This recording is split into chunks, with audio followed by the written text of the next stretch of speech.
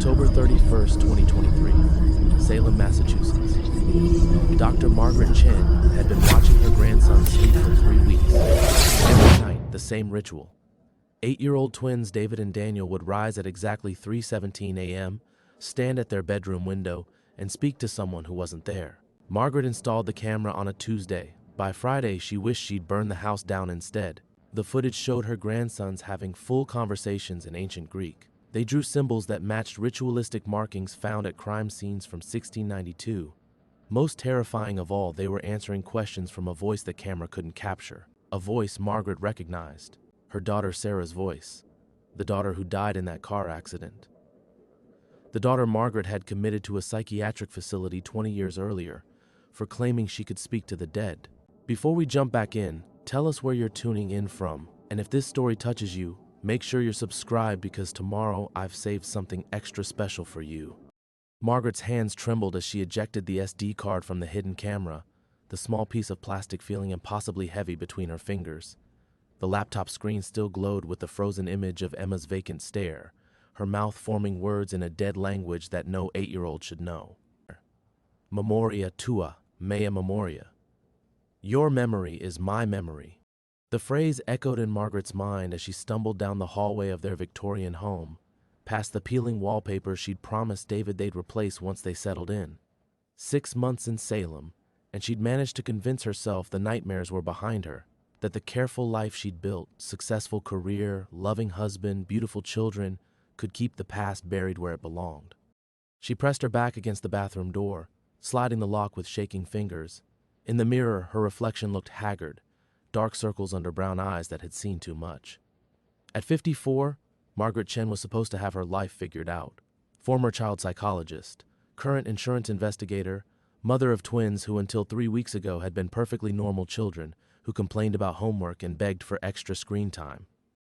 The SD card felt like it was burning through her palm. 4 hours of footage from last night alone. Emma speaking Latin.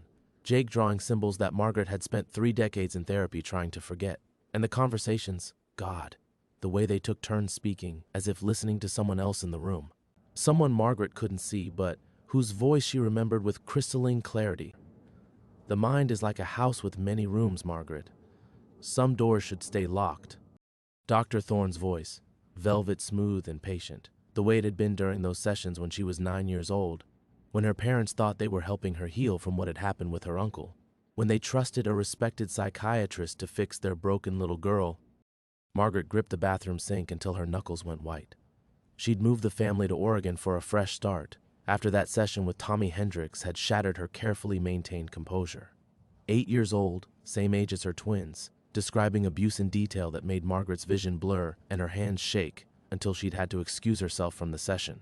That night, the nightmares had returned with a vengeance. Flashes of a sterile office, the smell of leather chairs, and Dr. Thorne's voice guiding her deeper into places her mind had locked away. The house had seemed like a blessing when they'd found it. A restored Victorian on Comiqueta Street, reasonable price, good neighborhood. The realtor had mentioned the previous owner was deceased, an elderly psychiatrist who'd lived there for decades. Margaret hadn't asked for details. She'd been too focused on the high ceilings, the way morning light streamed through the tall windows, how excited Emma and Jake were about having their own rooms. She should have asked about Dr. Edmund Thorne. She should have recognized his name on the deed transfer. But 30 years of suppressed memories had a way of hiding the most important details. Margaret's phone buzzed against the bathroom counter. A text from David, working late again. Case going to trial next week. Kiss the kids for me. Sweet, oblivious David, who thought Margaret's recent insomnia was just stress from the move, who attributed the children's behavioral changes to adjusting to a new school, new friends, new environment. He hadn't seen what Margaret had seen, the way Emma's eyes went completely blank during these episodes, or how Jake could draw complex geometric patterns with his left hand while he was right-handed during the day. Memory bleeding. That's what Dr. Thorne had called it when Margaret was a child, when her fractured mind would leak into her dreams, showing her things she wasn't supposed to remember.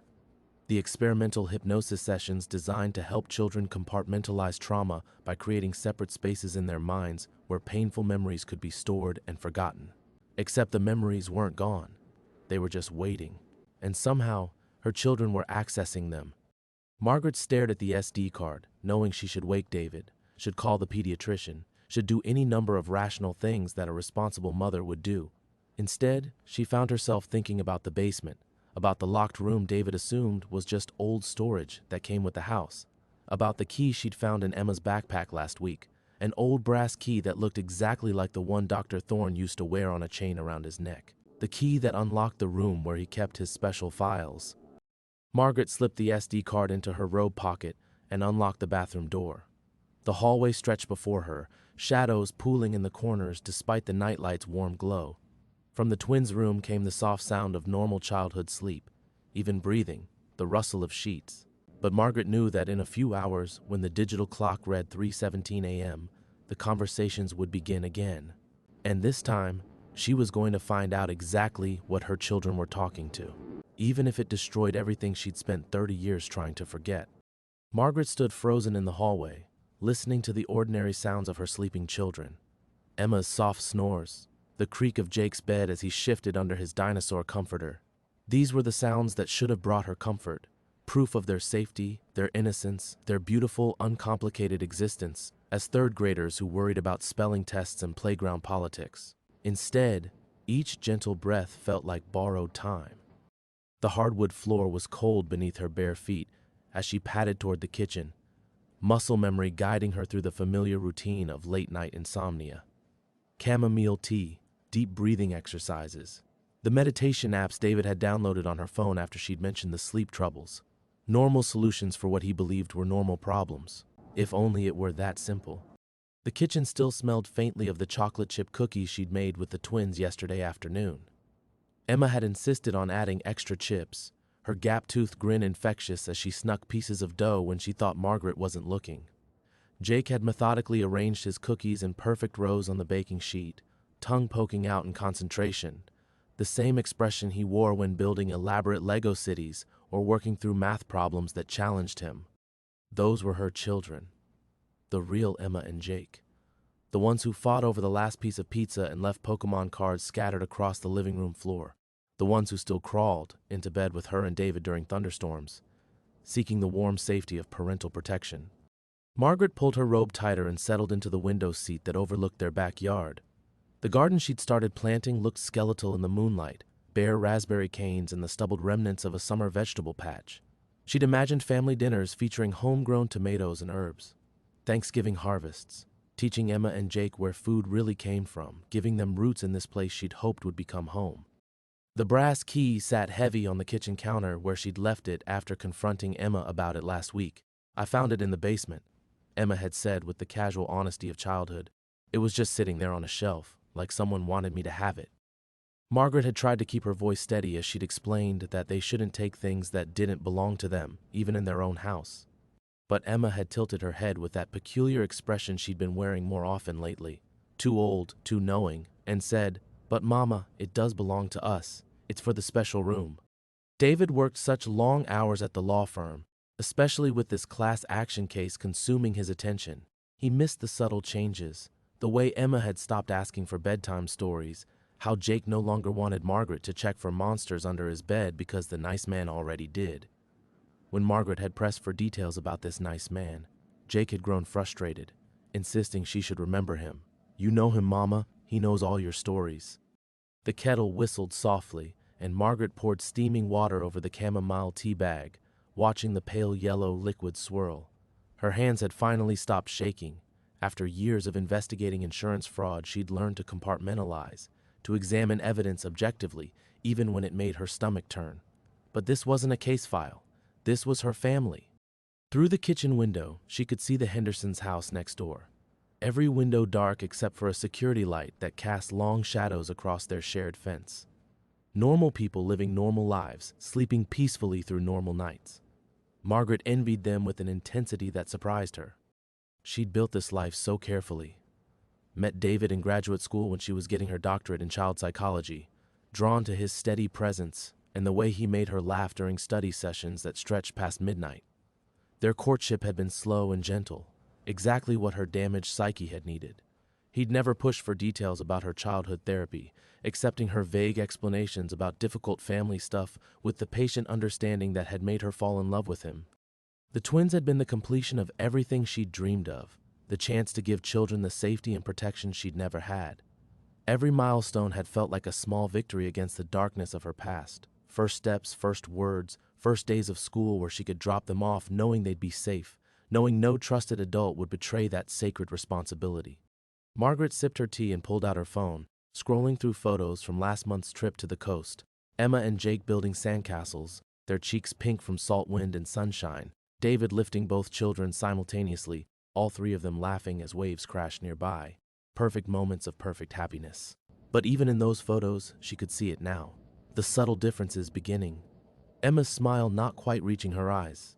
Jake standing slightly apart, as if listening to something just beyond the camera's frame. The house settled around her with the familiar groans of old wood and shifting foundations. In 2 hours, the conversations would begin, and Margaret would finally learn what 30 years of buried memories had left behind in the shadows of her fractured mind. What was waiting to reclaim what it considered rightfully its own. Margaret's tea had gone cold when the phone rang. The shrill sound cut through the kitchen's quiet like a blade, and she nearly dropped her mug. The digital clock on the microwave read 1:43 a.m. No one called at this hour unless something was wrong, very wrong. Her first thought was David, a car accident, working late at the office. Her second was her parents, aging and fragile in their assisted living facility in Portland. But the caller ID showed a number she didn't recognize, 503-5550-847. She let it ring once more before answering, her voice barely a whisper. Hello? Silence. Then the soft sound of breathing. Hello? She repeated, louder this time. Who is this? The voice that answered made her blood turn to ice water. Hello, Margaret. You've grown up beautifully. It was impossible. Dr. Edmund Thorne had been dead for 6 months. The realtor had mentioned it during the closing, how the estate sale had made the house available. But the voice was unmistakably his. That careful, cultured tone that had once guided her 9-year-old mind into places it should never have gone. Margaret's hand clenched the phone so tightly her knuckles went white. This isn't funny. Whoever this is... Room 47B, the voice continued, smooth as silk. Do you remember room 47B, Margaret? The special room where we did our best work together? The phone trembled against her ear. Room 47B. The basement office in Dr. Thorne's previous practice, before he'd moved to the house, before he'd started bringing his most promising subjects home for intensive treatment.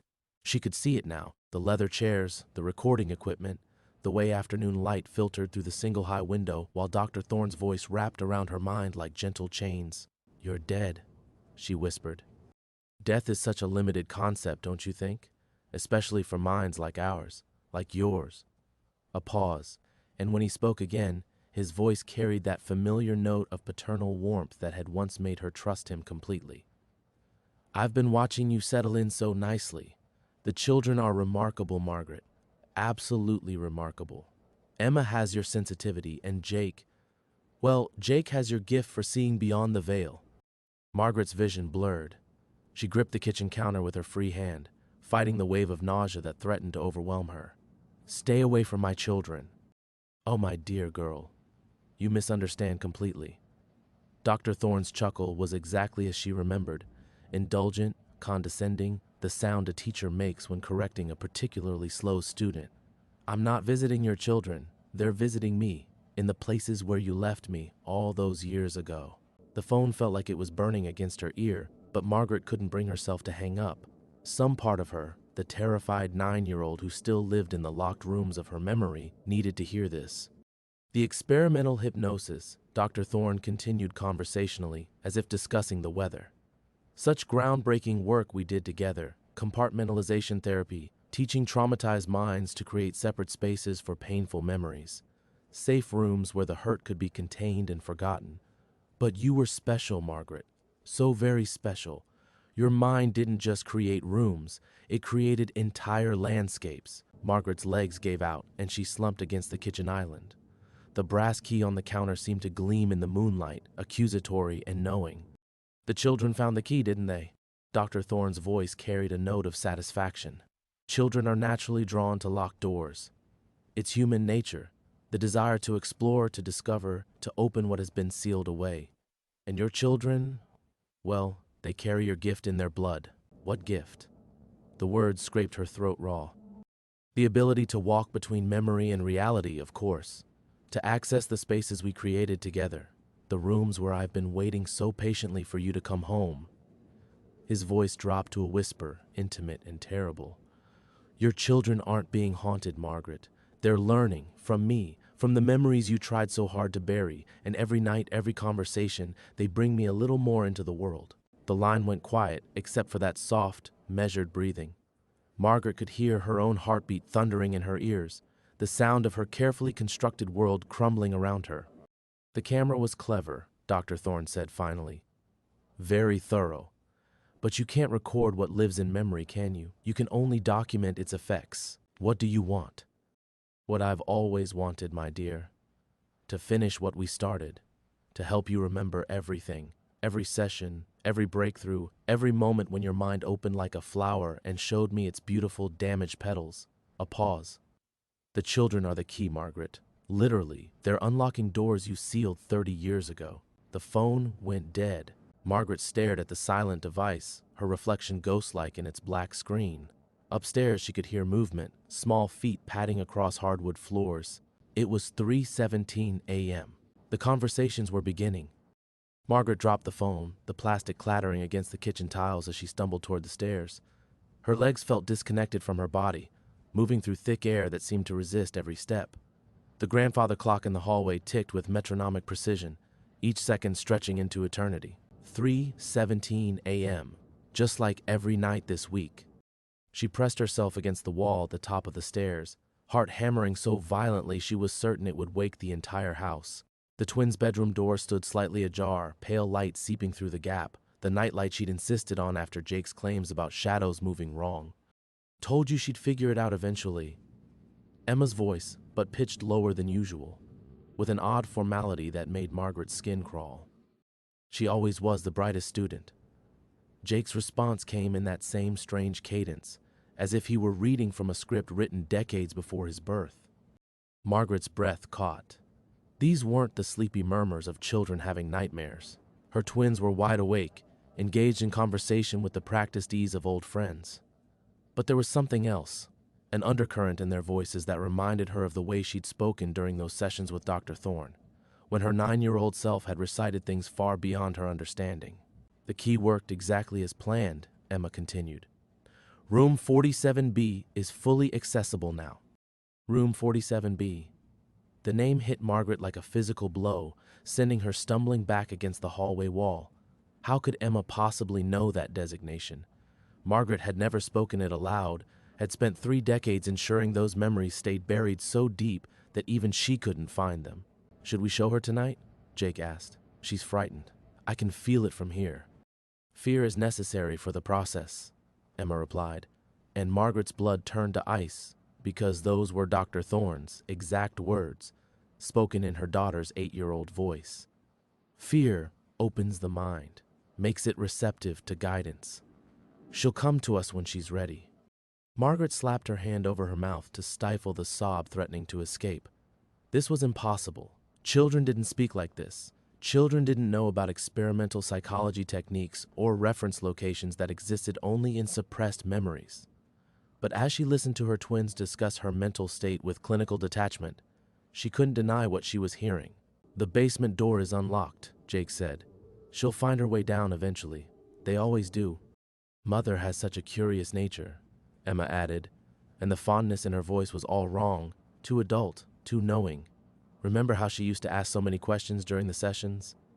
Why do I feel sleepy? Why can't I remember what we talked about? Such an inquisitive little girl. Margaret bit down on her knuckle hard enough to taste blood. Emma was describing memories that belonged to Margaret's childhood, experiences her daughter couldn't possibly have access to, unless Dr. Thorne had been telling the truth, unless her children really were walking through the compartmentalized spaces in her mind, accessing rooms she thought were permanently sealed. She's listening, Jake said suddenly, his voice bright with childlike excitement.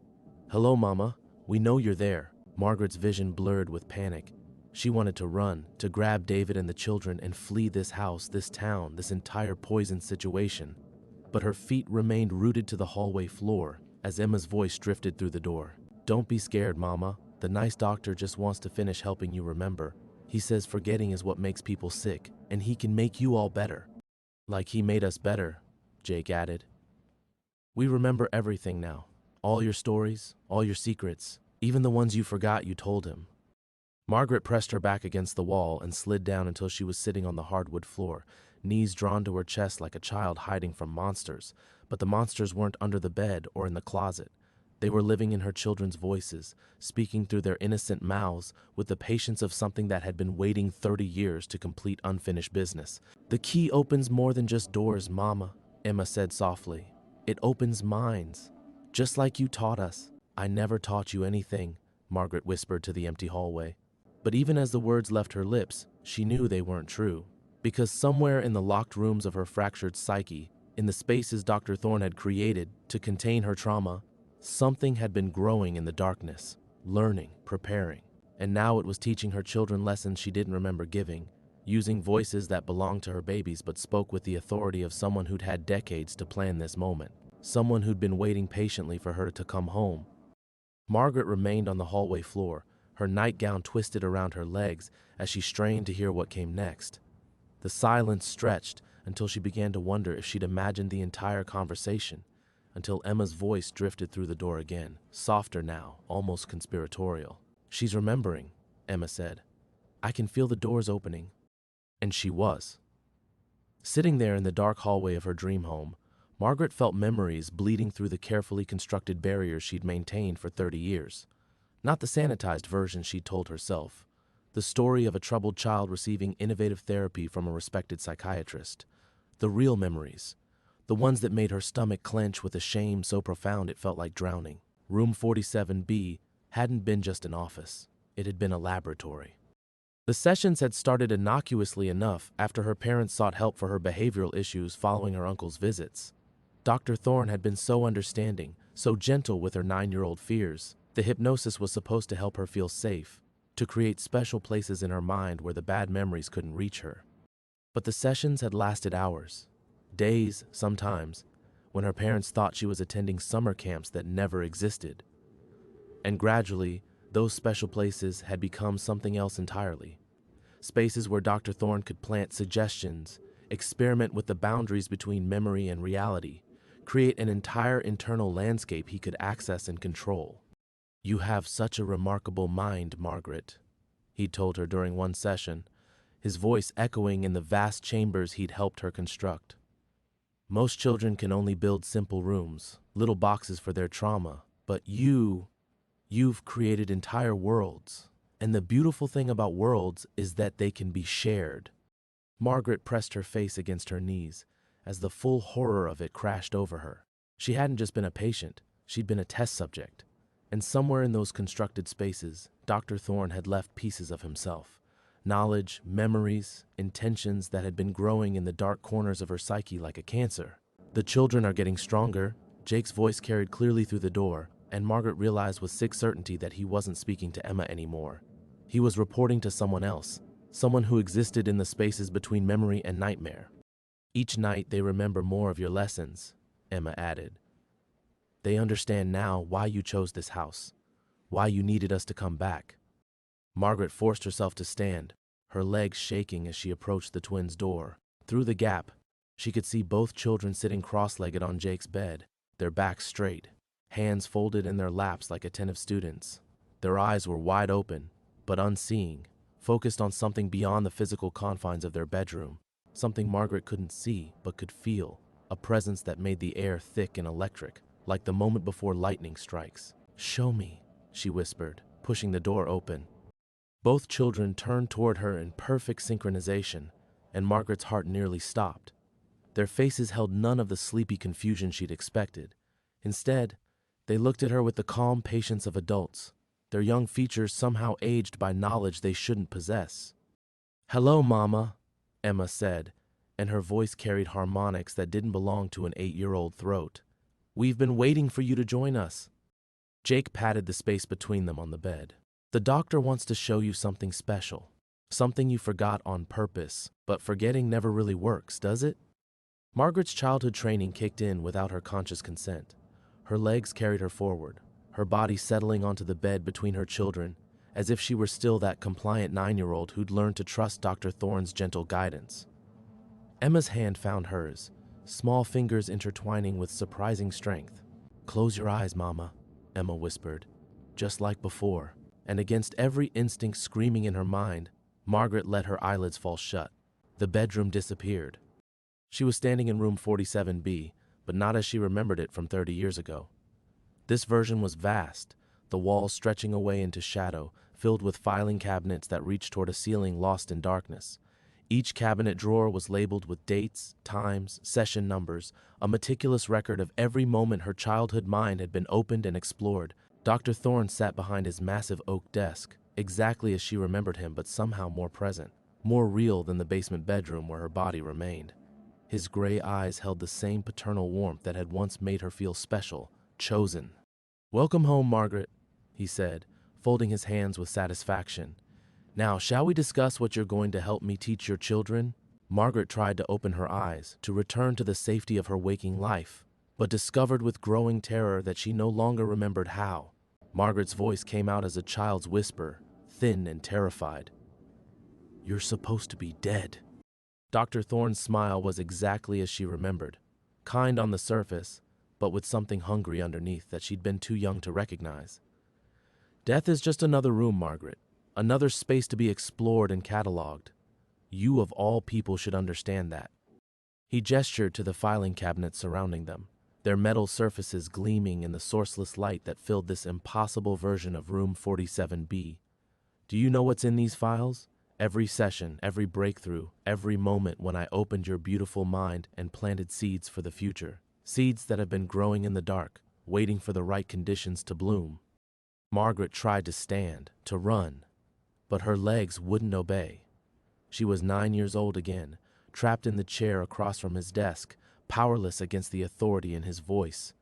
"My children are magnificent," Dr. Thorne interrupted, rising from his chair with fluid grace. "Even more receptive than you were. Emma has your intuitive abilities, and Jake possesses a natural affinity for crossing between conscious and unconscious states.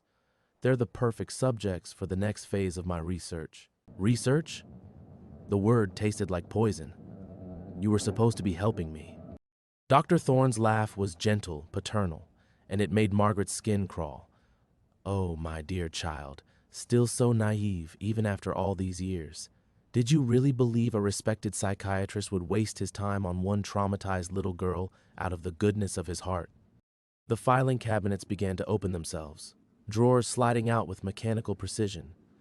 Each one contained photographs, audio recordings, detailed notes written in Dr. Thorne's precise handwriting. Margaret could see herself at 9 years old, eyes blank and staring during hypnosis sessions. She could see charts mapping the architecture of her constructed memories, diagrams showing how to access and manipulate the spaces they'd built together. "You were never my patient, Margaret. You were my prototype." The revelation hit her like a physical blow, reframing 30 years of carefully constructed understanding. She saw now why her parents had been so eager to send her to those sessions, why they'd never asked questions about what happened during the hours she spent in Dr. Thorne's care. They'd been paid, handsomely, judging by the contracts she could see spilling from one of the drawers. "Compartmentalization therapy was revolutionary," Dr. Thorne continued, moving around the desk to stand over her. "The ability to partition traumatic memories, to create controllable spaces within the mind where specific information could be stored and accessed at will. Do you understand what that means, Margaret? The applications for intelligence gathering, for behavioral modification, for creating subjects who could carry information without even knowing they possessed it?" Margaret's 9-year-old voice cracked as understanding flooded through her. "You were working for someone else. A government contract initially. But the potential was so much greater than my employers imagined. A successfully compartmentalized mind isn't just a storage device. It's a gateway, a bridge between individual consciousness and something far more expansive." His eyes gleamed with the fervor of a true believer. "You helped me prove that memories aren't individual property, Margaret. They can be shared, transferred, even inherited."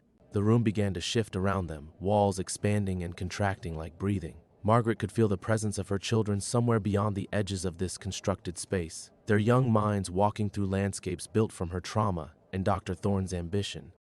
That's why you chose this house, she whispered, the final pieces clicking into place. You knew I'd eventually remember. You knew I'd come back. I knew you'd recognize home when you saw it, Dr. Thorne corrected. This house was always meant to be our laboratory, and when I felt my physical form failing, I simply relocated into the spaces we'd built together, into the rooms where I'd left so much of myself over the years. Margaret tried once more to open her eyes, to break free from this nightmare conversation, but Dr. Thorne's voice wrapped around her like chains. Your children found the key because I wanted them to find it. They're accessing these memories because I'm teaching them how, and every night, every conversation, they're helping me become more real, more present in your world. He leaned closer, his face inches from hers. Soon, I won't need their voices to speak to you. Soon, I'll be able to step out of memory entirely. But as he spoke those words, so confident, so certain of his control, Margaret heard something that made her heart leap with desperate hope. In the distance, beyond the walls of room 47B, she could hear David's voice calling her name, real and concerned and completely outside Dr. Thorne's constructed reality. Dr. Thorne heard it too. For the first time, his composure cracked slightly. Impossible, he murmured. He shouldn't be able to. Margaret felt something shift in the space around them, a tremor in the foundations of this memory prison, and she realized that Dr. Thorne, for all his careful planning and decades of preparation, had made one crucial miscalculation. He'd assumed she'd come home alone. Margaret seized on that tremor, that crack in Dr. Thorne's absolute certainty. You never met David, did you? She said, and for the first time since entering room 47B, her voice carried the strength of her adult self. You built all these elaborate plans around a 9-year-old girl who had no one to protect her. But I'm not that child anymore. David's voice grew stronger, more insistent. She could hear him moving through the house, checking rooms, calling for her and twins. Real footsteps on real floors, not the phantom echoes of memory. Dr. Thorne's face contorted with frustration. He's irrelevant. A variable I didn't account for, but easily managed. Your children are already mine, Margaret. Watch. The walls of room 47B became transparent, and Margaret could see through them to the twins' bedroom where her body sat between Emma and Jake.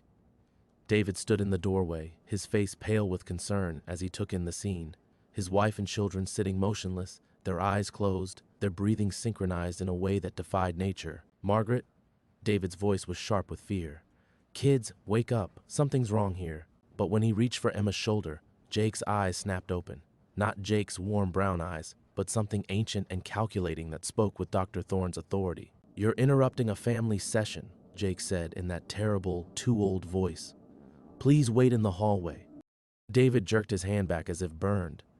Margaret watched her husband's face cycle through confusion, disbelief, and growing terror as he processed what he was seeing. This was the moment Dr. Thorne had been confident would break any outside interference, when David would be confronted with the impossible and retreat into denial. Instead, David stepped fully into the room.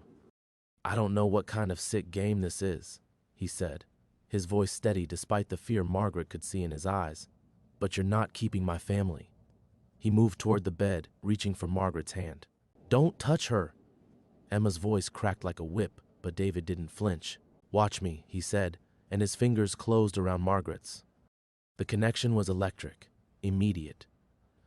Margaret felt David's warmth, his love, his absolute refusal to accept this situation flooding through her like sunlight breaking through storm clouds.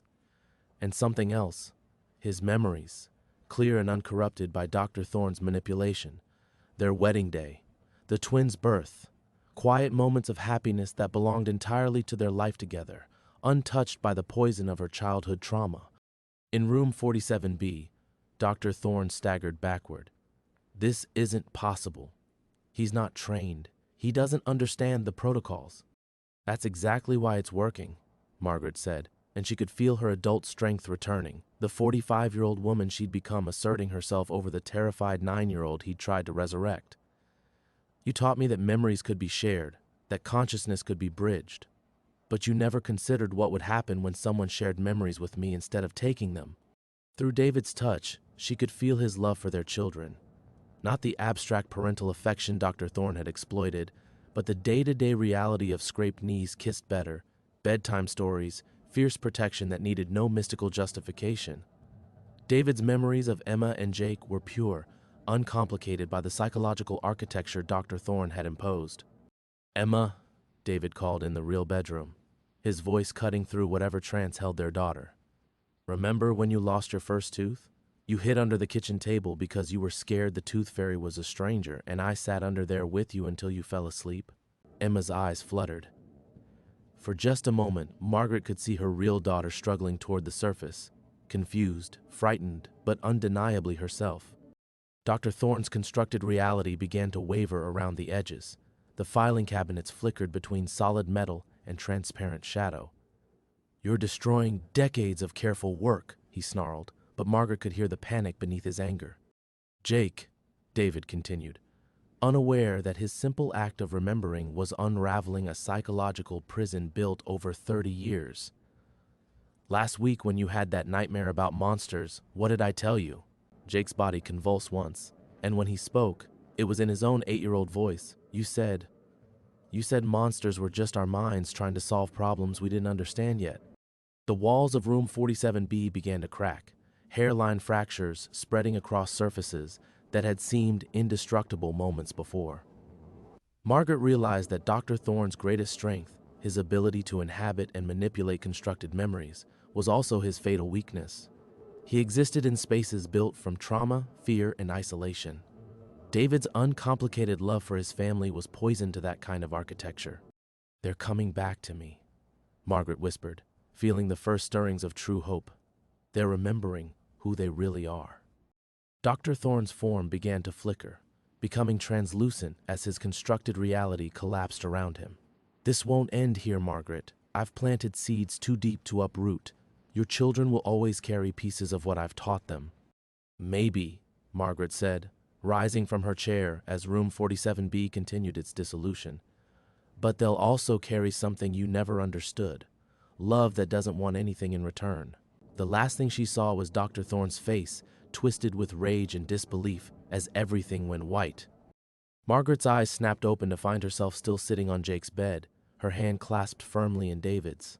The transition from room 47B to reality was jarring, like surfacing from deep water into harsh sunlight. Her children sat motionless beside her, their breathing shallow, their faces pale as porcelain. "Are they?" David's voice cracked with worry. "Still trapped," Margaret whispered, but even as she spoke, she could feel something had fundamentally changed. The oppressive presence that had saturated the house for weeks was weakening, fragmenting like glass under pressure. Dr. Thorne's hold was breaking, but he hadn't released his grip on Emma and Jake entirely. Margaret squeezed David's hand and closed her eyes again. But this time she entered the constructed space as herself. Not the helpless child Dr. Thorne had tried to resurrect, but the woman who had survived 30 years beyond his reach. The woman who had built a life he couldn't touch. She found herself back in room 47B, but the space was collapsing inward like a dying star. The filing cabinets lay scattered and broken, their contents spilling across a floor that rippled like water. Dr. Thorne stood in the center of the chaos, his form wavering between solid and shadow, his carefully constructed authority crumbling. "You cannot unmake what we built together," he said, but his voice lacked its earlier conviction. "These children are mine now." Margaret looked past him and saw Emma and Jake huddled in the corner, their young faces etched with confusion and terror. They looked exactly as she remembered feeling during those long-ago sessions, small, vulnerable, completely dependent on adult guidance to make sense of an incomprehensible situation. "You're right," Margaret said, surprising Dr. Thorne. "I can't unmake what you built, but I can show them something you never could." She knelt beside her children, gathering them close. Through her touch, she shared not traumatic memories or psychological theories, but simple truths. The weight of Jake in her arms the day he was born, Emma's laughter echoing through their old apartment, bedtime songs sung in her real voice, moments of pure love, unmarked by agenda or manipulation. "This is who we really are," she whispered against Emma's hair. "This is our family." Emma looked up at her with eyes that were finally completely her own. "Mama, I'm scared." The doctor man was showing us pictures in our heads. "I know, sweetheart, but he can't hurt you anymore." Margaret felt the truth of those words resonate through the collapsing space. Dr. Thorne fed on isolation, on the kind of helplessness she'd felt as a child. But her children weren't alone. They were surrounded by love, that asked nothing in return, that existed simply because they existed. The work must continue, Dr. Thorne insisted, but his form was becoming increasingly transparent. The research, the applications, you have no idea what you're destroying. Margaret stood, placing herself between Dr. Thorne and her children. For the first time in 30 years, she looked directly into those gray eyes without flinching. I'm destroying a lie, she said. You convinced a little girl that she was special, that her suffering had purpose. But you were just a man who hurt children for money and called it science. The words hit Dr. Thorne like physical blows. His carefully maintained facade of paternal authority cracked completely, revealing the bitter, grasping creature underneath. You don't understand the magnitude of what we achieved. We achieved nothing, Margaret cut him off. You violated a child's mind and then tried to claim credit when she grew up despite you, not because of you.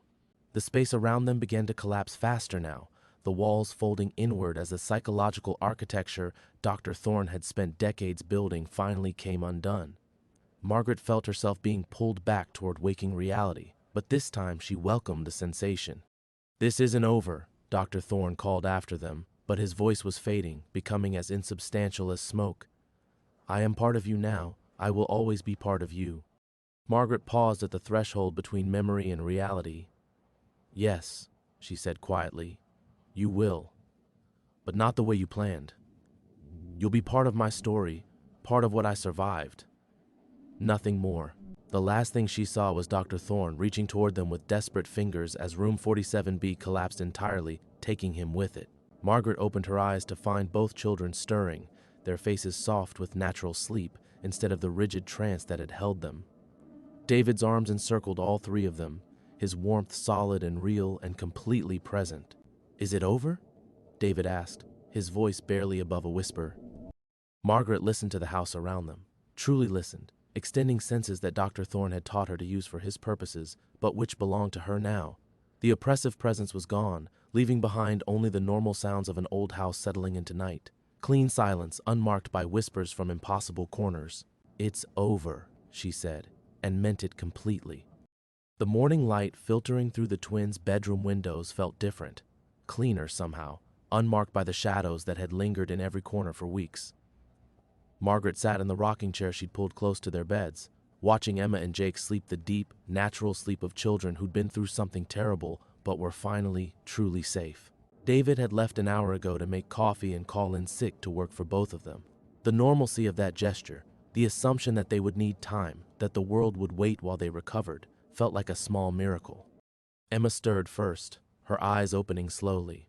For a moment, Margaret held her breath, waiting to see if those would be her daughter's eyes or something else wearing her face. But when Emma smiled sleepily and reached for her, Margaret felt the last knot of tension in her chest finally loosen. Mama, did we have bad dreams? Yes, sweetie, very bad dreams. But they're over now. Jake woke shortly after, confused and asking for water in his regular 8-year-old voice. No trace of the terrible authority that had spoken through him remained. As Margaret watched her children return to themselves, arguing over who got to use the bathroom first, complaining about being hungry, she felt something she hadn't experienced in 30 years, the complete absence of fear. The camera was still there, mounted in its corner, its red recording light dark. Margaret would take it down later, along with all the other surveillance equipment. They wouldn't need to document anything anymore. There would be no more midnight disturbances, no more voices speaking languages that shouldn't exist. Dr. Edmund Thorne was gone. But as she helped the twins get dressed and listened to their chatter about wanting pancakes for breakfast, Margaret realized she felt no triumph in his defeat. What she felt instead was a profound sadness for the 9-year-old girl who had sat in room 47B all those years ago, believing she was broken enough to need fixing. That child had deserved protection, not exploitation. She had deserved to be loved without condition, not used as raw material for someone else's ambitions. Mom? Emma's voice interrupted her thoughts. Are we going to stay in this house? It was a fair question. The Victorian held too many memories now, not just of the past weeks, but of the deeper history Margaret had finally, fully remembered. She could see Dr. Thorne's influence in every room, feel the weight of secrets in every shadow. But she could also feel David's love in the kitchen where he'd held her during her worst nightmares. She could see her children's laughter echoing through the living room where they'd built pillow forts and played board games. The house had been Dr. Thorne's laboratory, but it had also become their home, and Margaret realized she was tired of running from spaces that held difficult truths. "Yes," she said, surprising herself. "We're staying, but we're going to make some changes." Over the following weeks, they did exactly that.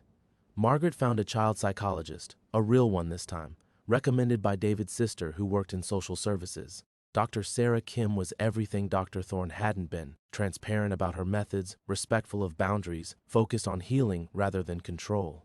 The twins attended sessions together, processing their experiences through play therapy and art, slowly rebuilding their sense of safety.